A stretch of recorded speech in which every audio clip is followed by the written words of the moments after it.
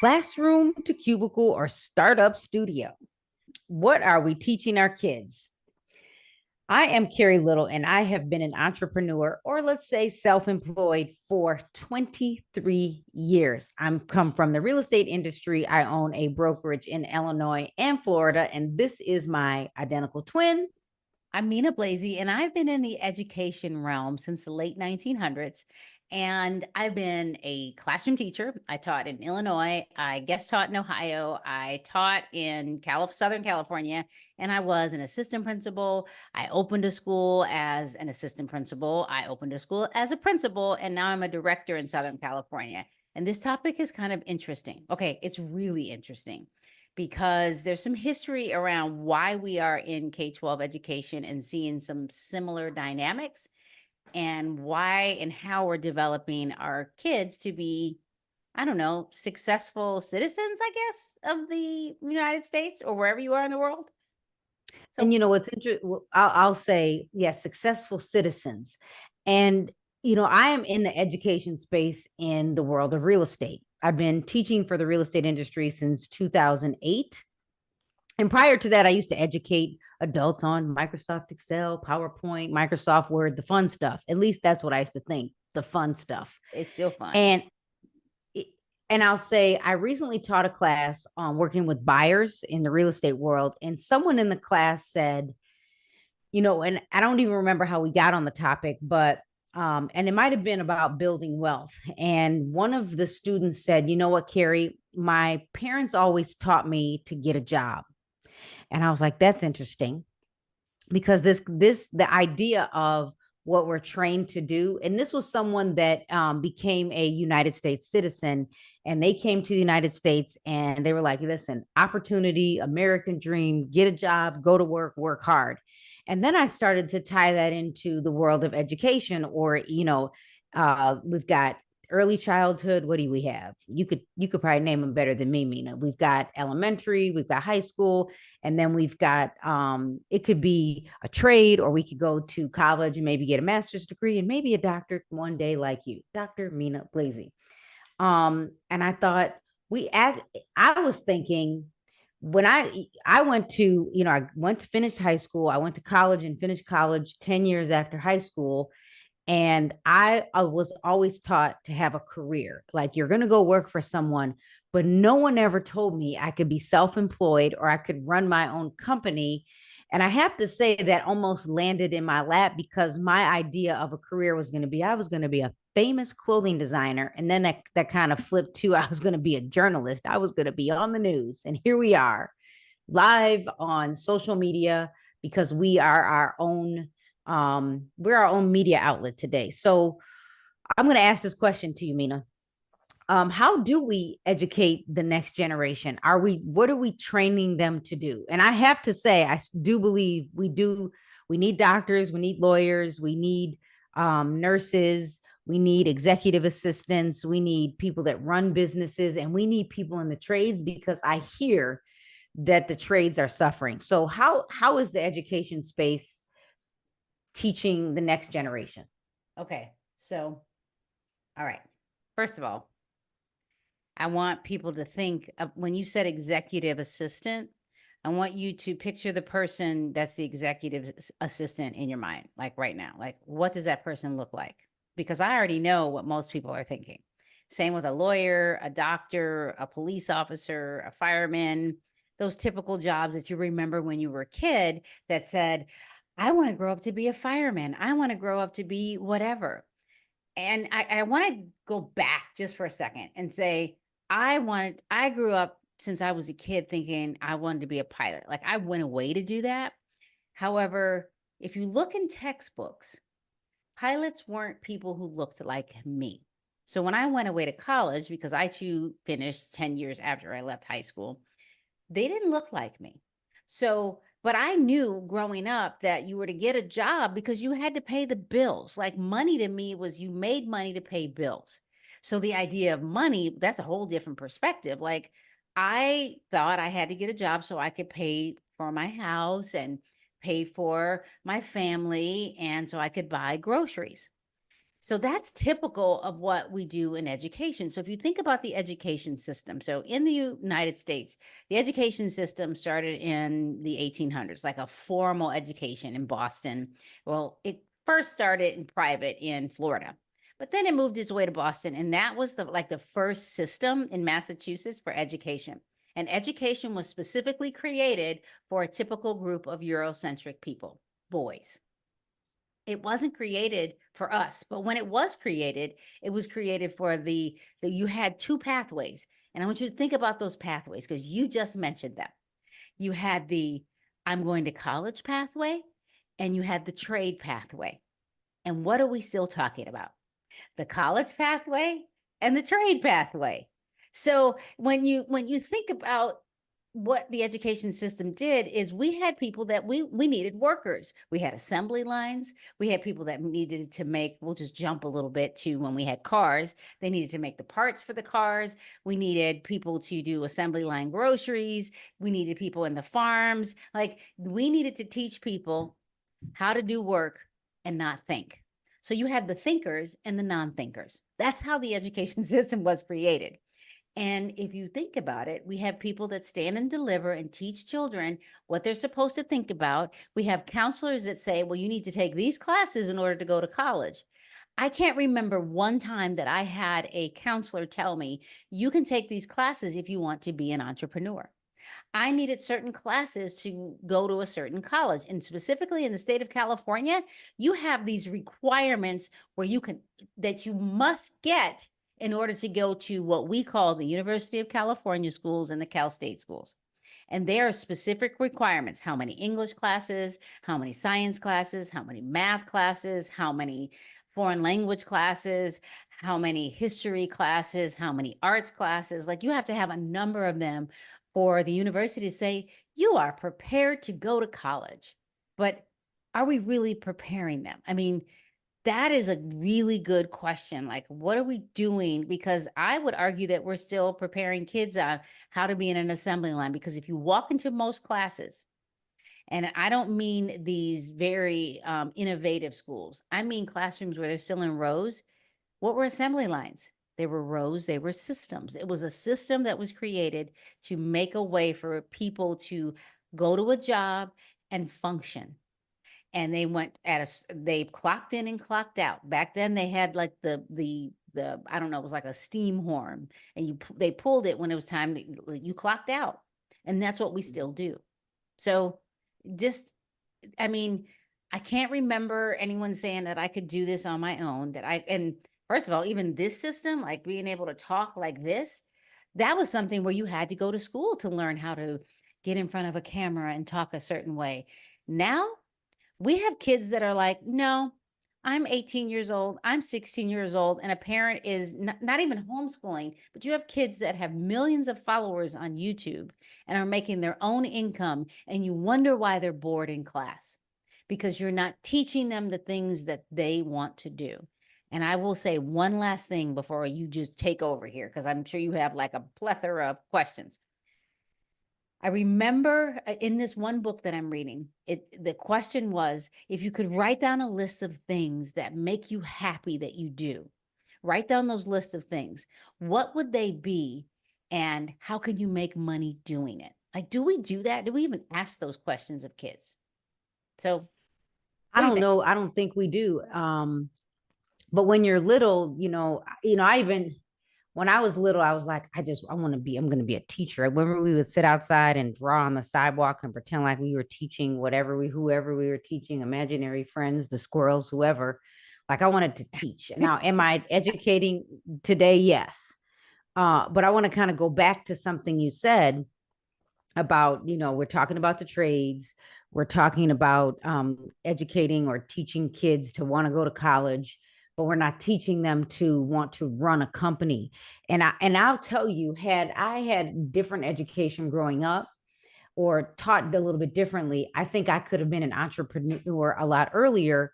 And that is why, because of social media and YouTube and the ability to have access to technology now, this is why we're producing younger entrepreneurs, because they have access. Where I can tell you, we just truly didn't have access. And when you were talking about, different groups expected to do certain jobs. I remember in high school, I was in Hero, and it was the home economic group where we took classes on cooking, we took classes on sewing.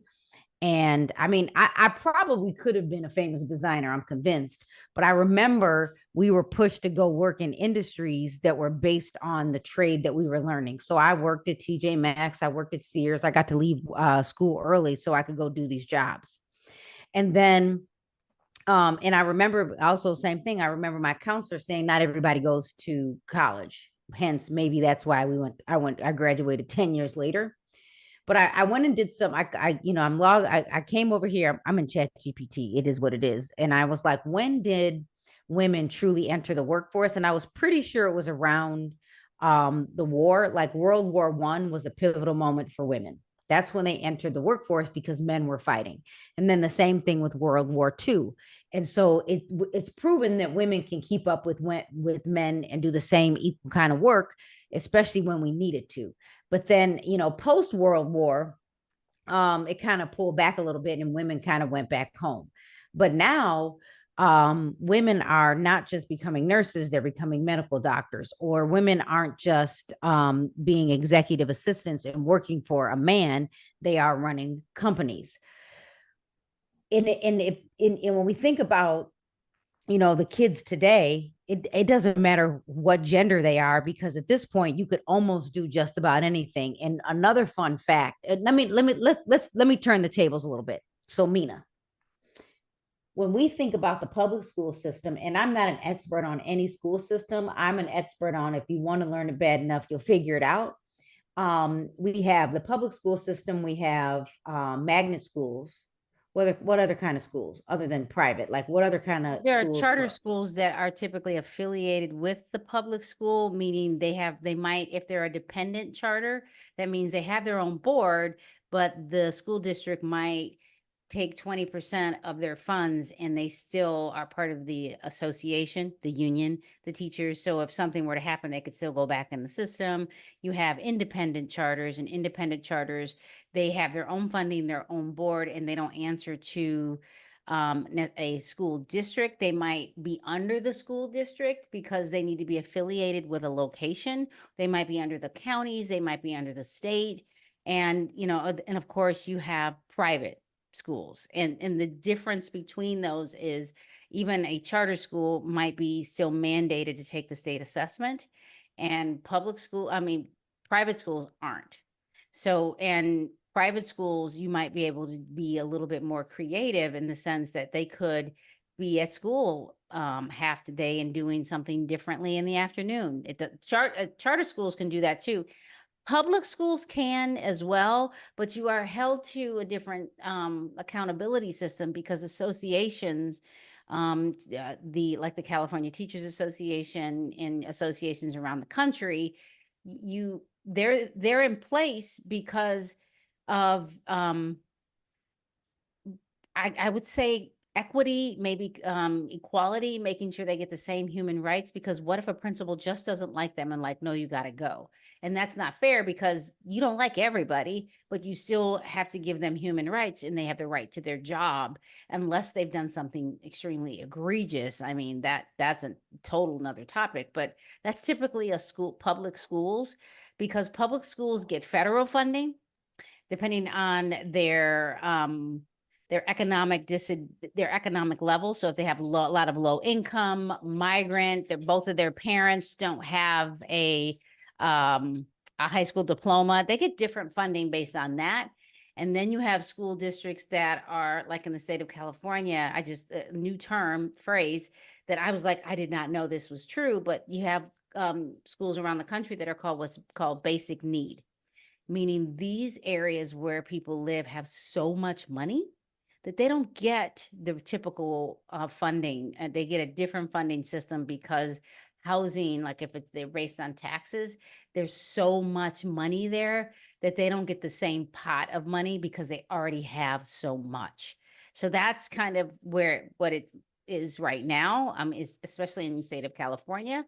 So it just depends on an economic level. And there are lawsuits around that because It was inequitable because if you lived in a rich area, there's a lot of money, very affluent area, you got more money than an area that didn't have so much and the housing was lower. So there is what we call a base need. And that bucket is the same for everyone around the state or at least in California. And then you might have more because of where you live. So when we think about these different opportunities in the public sector, we got people with more money. We've got, the schools that, so those schools they might have more opportunity. And if you have parents that are already affluent or they have different opportunities, kids might be able to learn.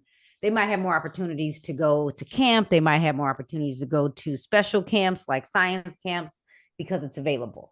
But let me ask it this way. When we think of, because in Illinois, we've got the Illinois Math and Science Academy, and then we have public school. Would you say that kids that have, and I mean, I have proof that this is true because I went and looked it up. And plus, I already know someone that went to the Illinois Math and Science Academy, is an entrepreneur today. Would you say that kids that have an opportunity to go to these academies have a better opportunity to succeed? Or do you think they were already motivated and driven before they went to these schools? Because at EMSA, you have to test in and then you live there your sophomore, junior, and senior year of high school. Yes and no. Yes, because the parents that are affluent or even middle class, they probably know the right questions to ask and they know how to navigate the world differently. And they have access to what we call knowledge. Families that are economically disadvantaged, I'm just going to give you a whole different perspective. When kids enter kindergarten, we really assume that they're all at the same level. But they're not. There are kids that come to school, they've never held scissors, they've never seen crayons, they've never learned what the colors are, they've never learned what the sounds are of the alphabet, let alone the letters of the alphabet. There are kids that come to school completely opposite. They're reading in kindergarten now. They understand basic math concepts like whole to part, like 1 and 1 is 2. They understand that there is a thing called, the conversations around world knowledge, global warming, belief systems, conversations at the table, even whether they travel or not. Their parents might talk to them. And even when they go to doctor's offices, they ask different questions. A lot of people, they go to the doctor's office if they're economically disadvantaged. They don't ask questions. They just go with whatever. And have you ever, I want you to think about this. Have you ever gone into a doctor's office and the doctor's on their phone and they're Googling it? It's a thing.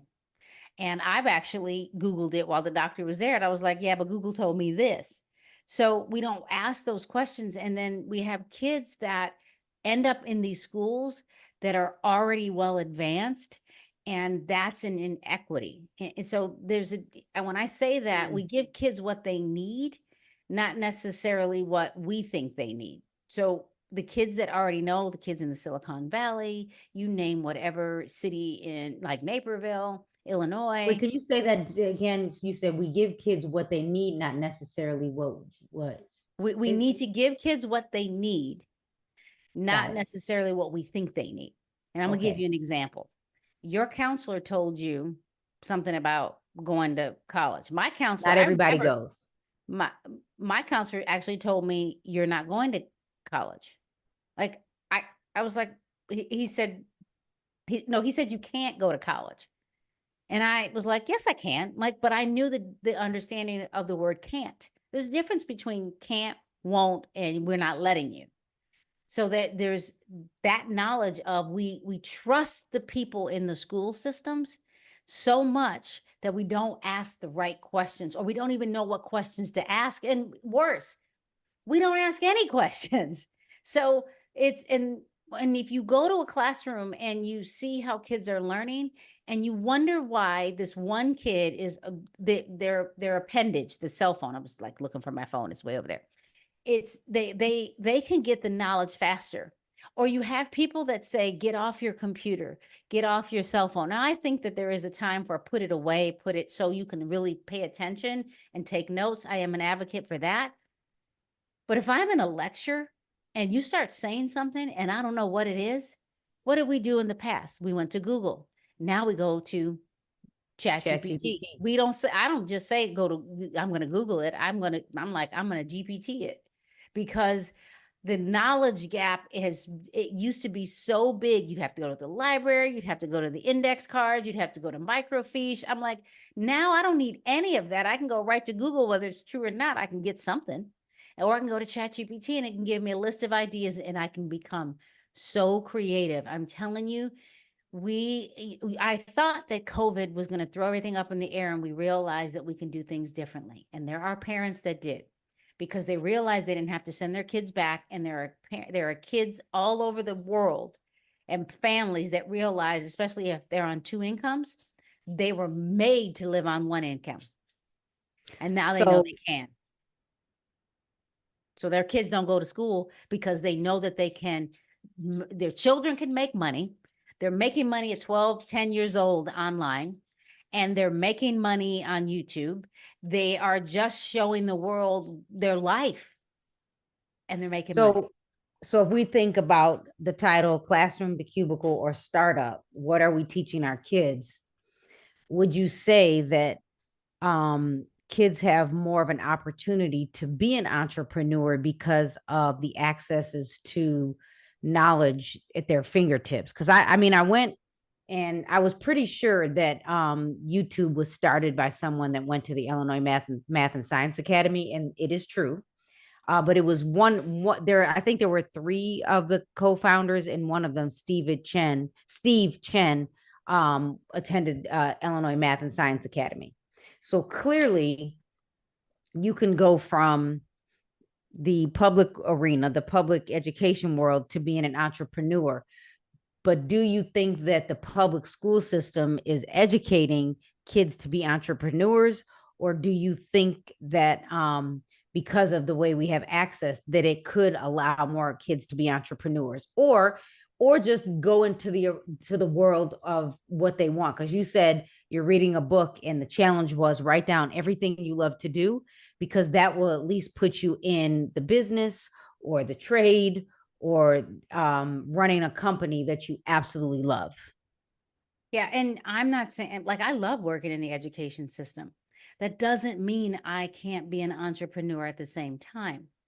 And the idea of going from the classroom to a cubicle, I think that's what the pathway of education is, almost classroom to cubicle, classroom to office, classroom to teacher, classroom to hospital, classroom to police car.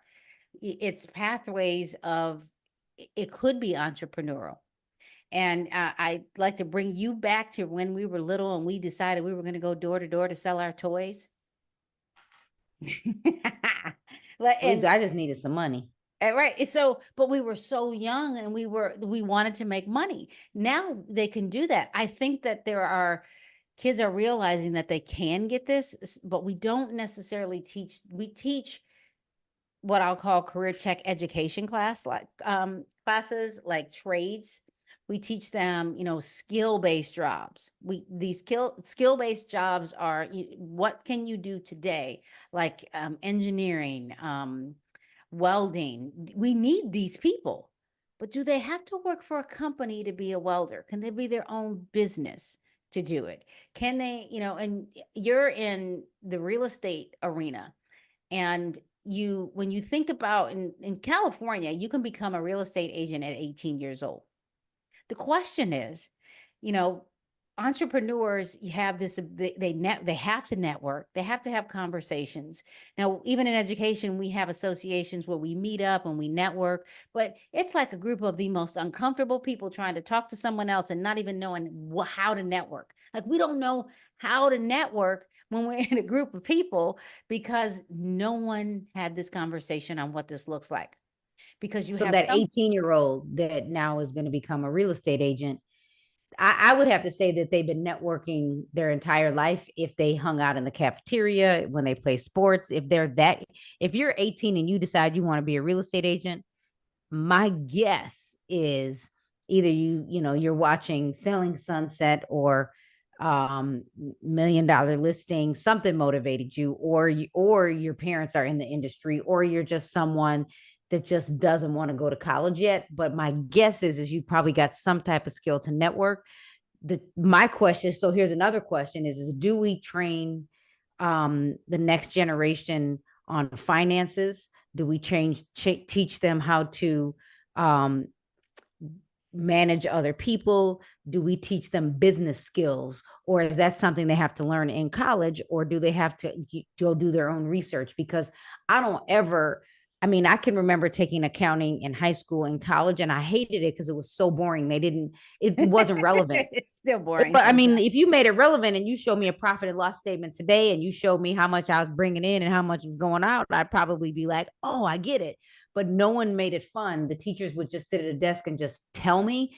They didn't tell the story, or they didn't engage me. So are we teaching the next generation to go from, and I'm all good for go from the classroom to the cubicle or work for someone for the rest of your life? That's fine. But what about the next generation? And they're the ones that are going to shape our world.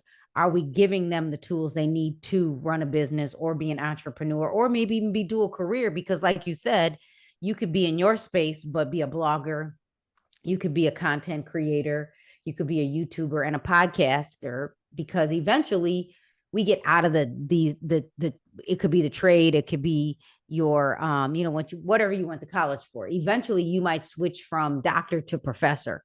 So how do we bring is there a shift? Because I truly believe, like the Illinois Math and Science Academy or the Proviso Math and Science Academy, they are giving kids more of an opportunity to think and dream. Do we do that in the education space? Okay, so I'm gonna start with the whole dreaming things.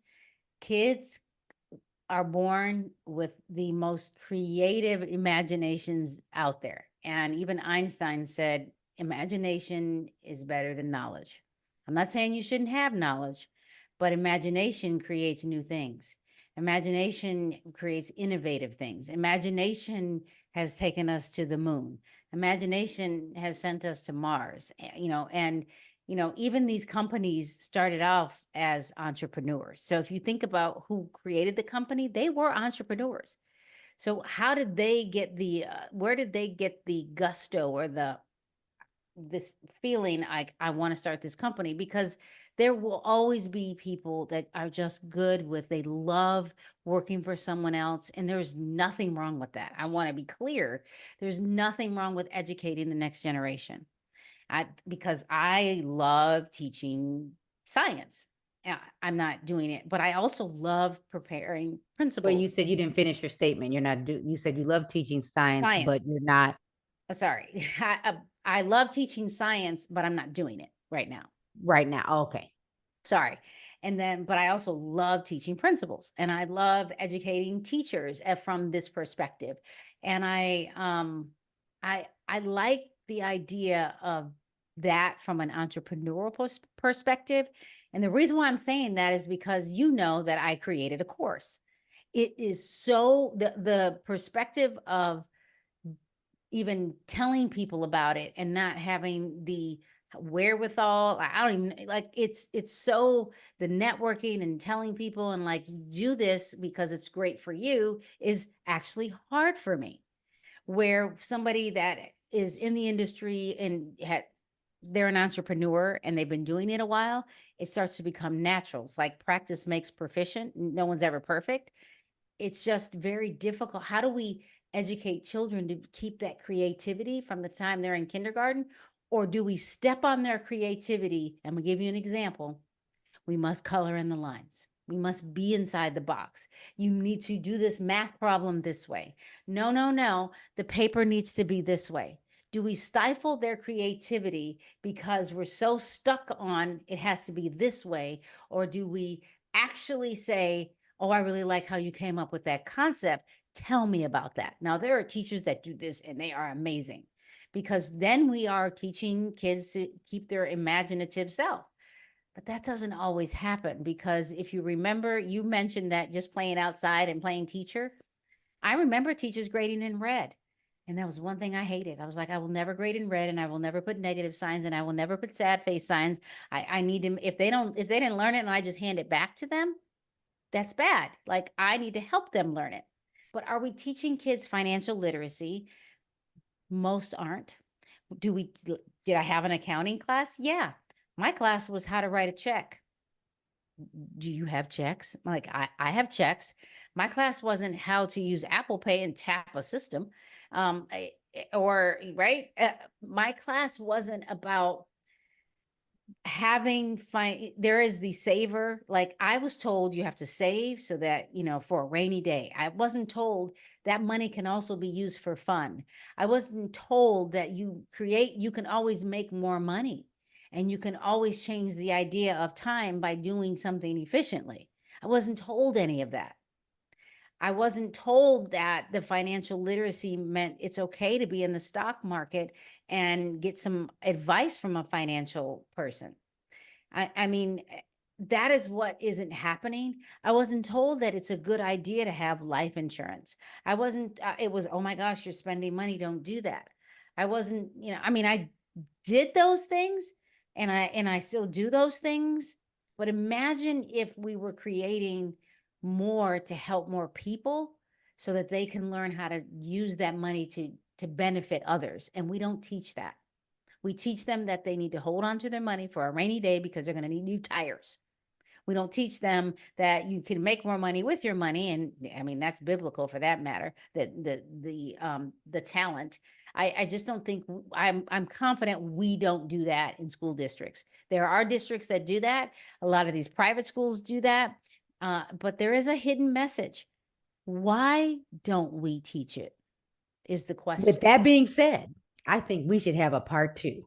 Yes. I think we need to have a part two. So let's end like this. Give us, when we think about the education space and dreaming big and being creative, because you said imagination is Better than better knowledge. than knowledge. Give us one or two takeaways for anyone that's listening to this, whether you have kids or you think you want to jump into the entrepreneur space. Give us one or two takeaways. You know, that would be hard because I'm not in the entrepreneur space, but You are. well, let me say this. It's hard, but I have something. One, get advice and get a coach from other people, especially adults.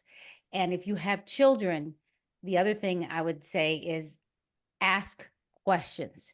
Ask questions and say, I don't know even what the right question is.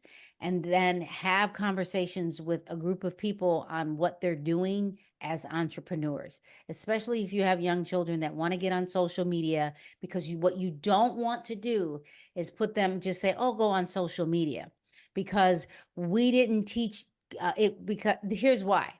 If you ask a parent that has a young child that's 10 years old and they say, oh yeah, I'm going to let them be on social media, my first question would be, did you teach them about the birds and the bees? And if they say, oh, no, they're not ready, then if they're not ready, they're not ready to be on social media, because if you're not going to teach them that, somebody else will.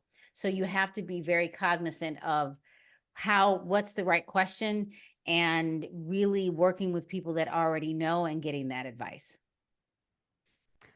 My takeaway would be to dream big, whether you are that next generation, whether you're our age or older. If you are, you can always learn something new, Yes. even if you want to switch careers, even if you want to add dual career and you want to test out being an entrepreneur. I say, if it's something you want to do, I like what Mina said, write all these things down you want to do, and if you love it and you think, if even if you weren't paid you would do it, that could be a great way to start in the entrepreneur arena. So, Mina, Dr. Mina Blasey, how do you want to end? Uh, you know what? Thank you so much for listening to us. Come back often and let us know what you think, and give us your ideas and what you want us to talk about. And maybe, just maybe, you can share different things and ideas about what we can do with either generative AI and the space on real estate and education. Thank you so much for So listening, everyone. and remind everybody who you are and how they can find you. Oh, you know what? I always forget that. You can find me on YouTube at MJ Blazy, and everywhere else you can find me at Mina J Blazy, LinkedIn, Instagram, Facebook, TikTok, and even Snapchat. And what about you? So I am Carrie Little. You can make sure you subscribe to both of our YouTube channels. I am Carrie Joe Little everywhere. If you are listening to the podcast, make sure you give us a great review. If this is something you love hearing, tell a friend, share the episode with someone else. Join me on Instagram and TikTok. Keep coming back for more.